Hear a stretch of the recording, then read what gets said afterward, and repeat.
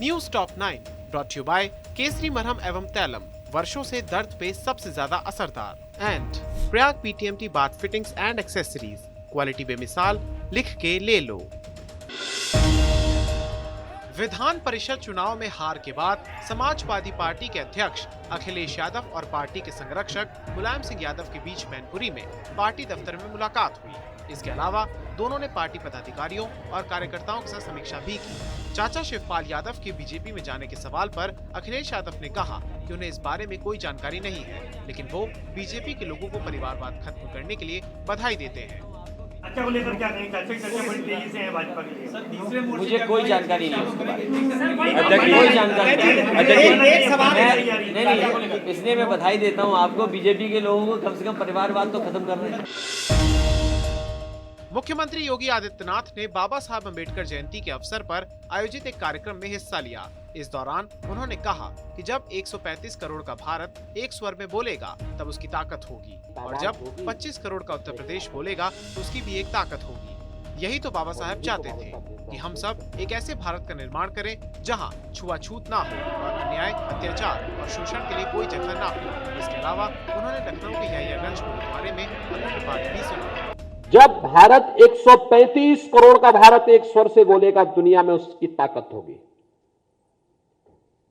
जब उत्तर प्रदेश की 25 करोड़ जनता की एक आवाज होगी, उसमें एक ताकत होगी। और यही तो बाबा साहब भीमराव अम्बेडकर चाहते थे। हम उस ताकत को एक ऐसा समाज बनाएं जहां भेदभाव के लिए, छुआछूत और अस्पृश्यता के लिए कोई जगह न हो, अन्याय अत्याचार के लिए कोई जगह न हो, शोषण के लिए कोई जगह न हो।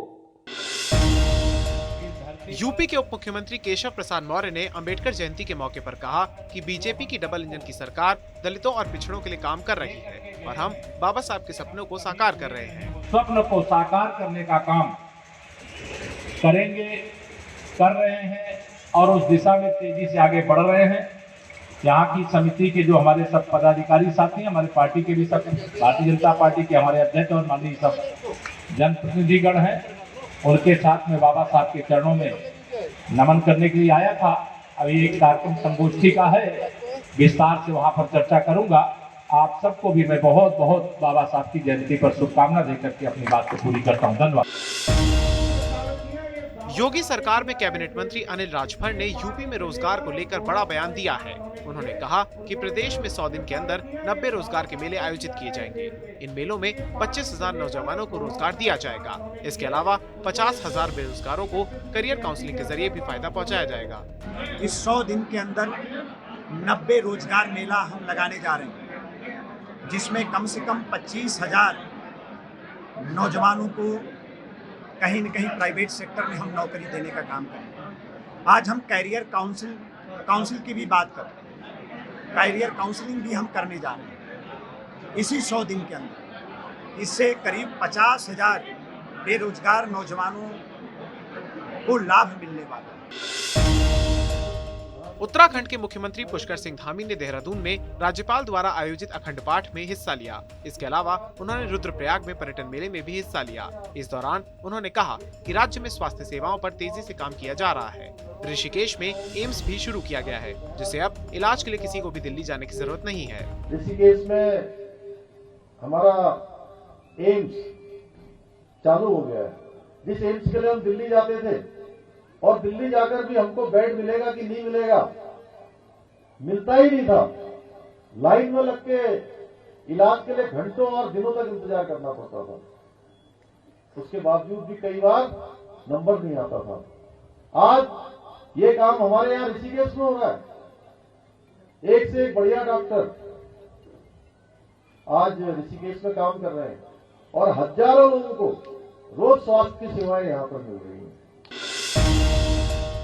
उत्तराखंड कांग्रेस के वरिष्ठ नेता हरीश रावत ने पार्टी के कुछ विधायकों के बागी होने और सीएम धामी के लिए सीट छोड़ने की खबरों पर कहा कि उन्हें उम्मीद है कि बीजेपी राज्य में गलत राजनीतिक परंपरा नहीं डालेगी और अपनी ही पार्टी की सीट खाली करवाएगी और उसी सीट पर मुख्यमंत्री धामी चुनाव लड़ेंगे। कांग्रेस के विधायक सीएम के लिए कुर्सी छोड़ने पर तैयार है, ऐसा भी मानना है।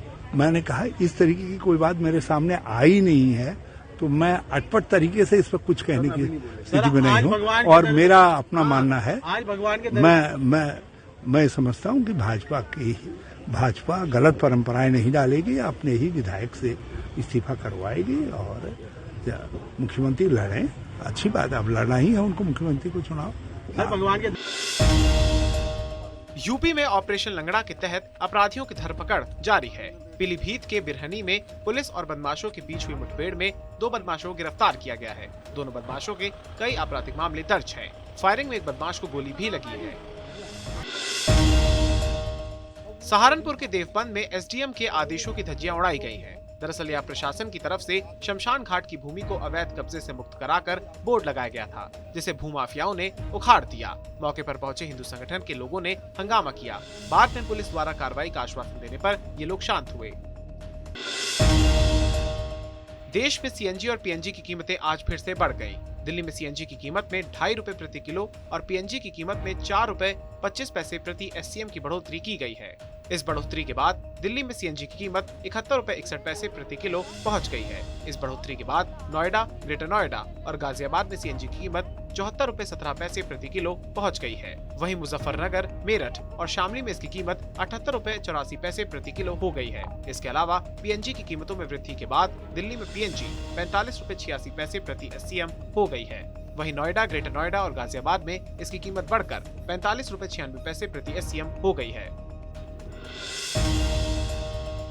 News top 9 brought you by Kesari मरहम एवं तैलम, वर्षों से दर्द पे सबसे ज्यादा असरदार। And Prayag PTMT bath fittings and accessories, quality बेमिसाल, लिख के ले लो।